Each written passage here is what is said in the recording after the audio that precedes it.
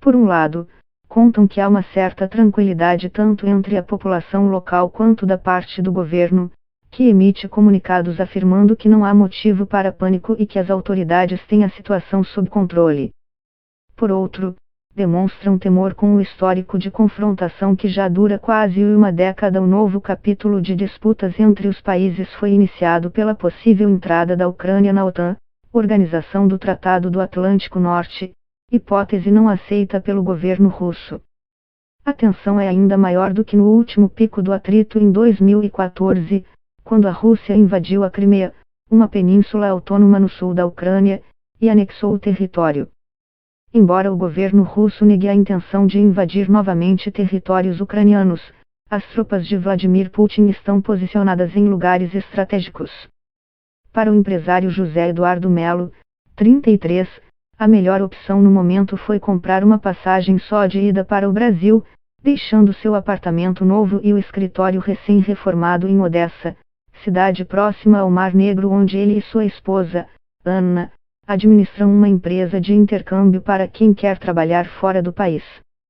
Eles possuem 3 filiais da empresa no Brasil, e com a incerteza causada pelo conflito decidiram adiantar a viagem que fariam nos meses seguintes. Não acho que algo como uma grande guerra acontecerá, mas penso que um conflito como o que ocorreu na época da anexação da Crimeia é possível. Tenho um pouco de receio, mas não há nada que eu possa fazer além de pensar na nossa segurança. Dessa vez, meus sogros vão com a gente para o Brasil, conta. Apesar das notícias constantes sobre o conflito, ele conta notar que as pessoas na cidade continuam a vida normalmente, e não há clima de guerra.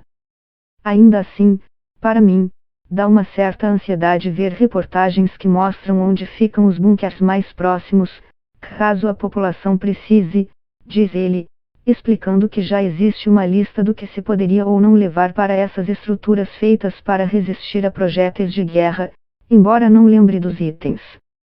Na cidade onde moram, a língua mais falada é o russo, e José conta perceber uma afinidade de grande parte da população com o governo de Putin. Não dá para generalizar, mas percebo que os mais velhos, como os avós da minha esposa, que viveram na União Soviética, têm uma visão muito positiva dessa época. Se tudo voltasse a ser Rússia, de forma pacífica, eles ficariam felizes. Ainda assim, se mostraram desapontados pela escalada do conflito. Ainda sem passagem de volta, José espera que as tensões diminuam logo. Queremos poder curtir o próximo verão, que é muito bonito por aqui, na nossa casa nova, sem preocupações.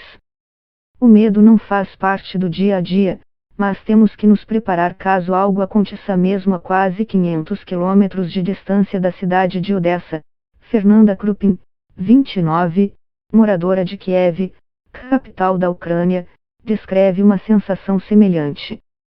Ela chegou ao país depois de começar um relacionamento com seu atual marido, um ucraniano que conheceu quando ele trabalhava em São Paulo por alguns meses.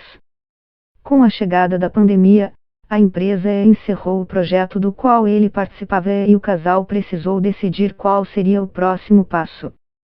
Escolhemos vir para Kiev, capital da Ucrânia, por ele ter mais oportunidades profissionais aqui.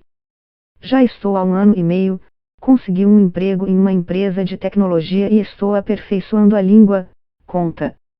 A brasileira diz ter considerado o conflito desde a primeira vez que pensou em ir para a Ucrânia, já que ele existe desde 2014.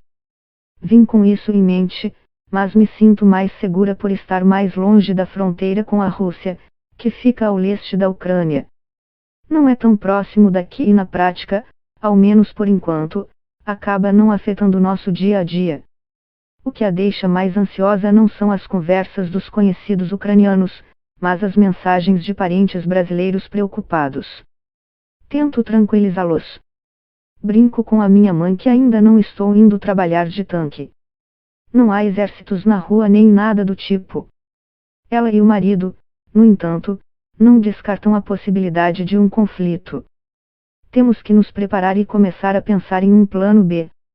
Por enquanto só deixamos uma mala com dinheiro e documentos em um local de fácil acesso.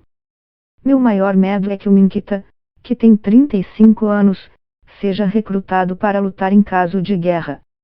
Além disso, se precisar sair daqui, não sei o que eu faria com seus 2 cachorros, que são grandes e por isso, mais difíceis de serem transportados.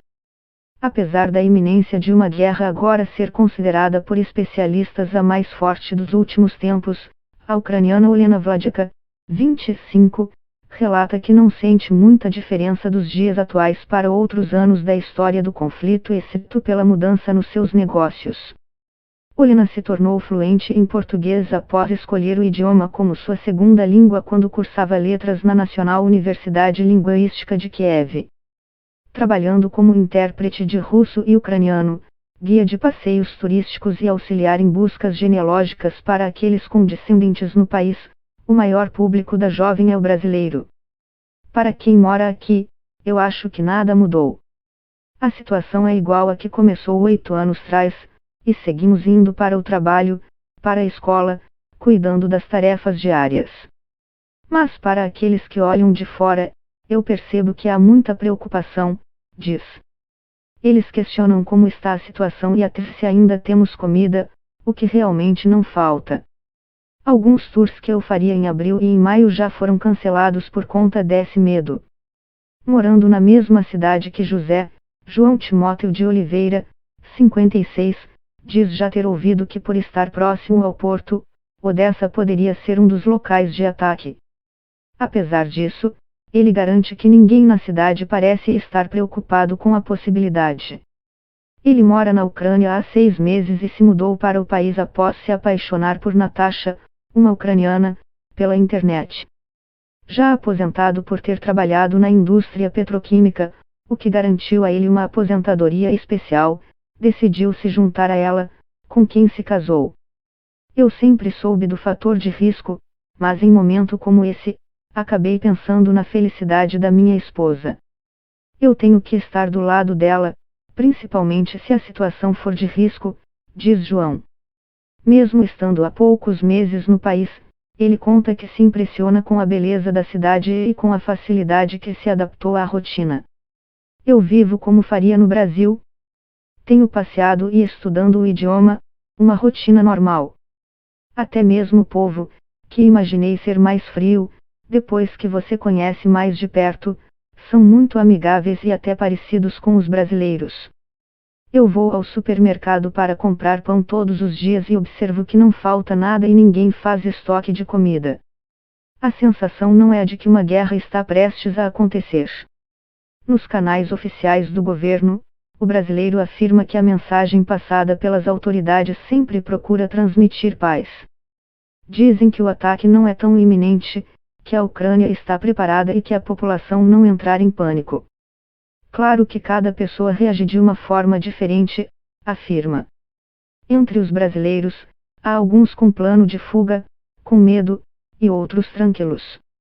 Ouvimos falar de alguns abrigos na capital, possíveis alarmes de sirene, esse tipo de coisa. Não é que uma invasão irá ocorrer, mas é aquela coisa, é melhor estar preparado.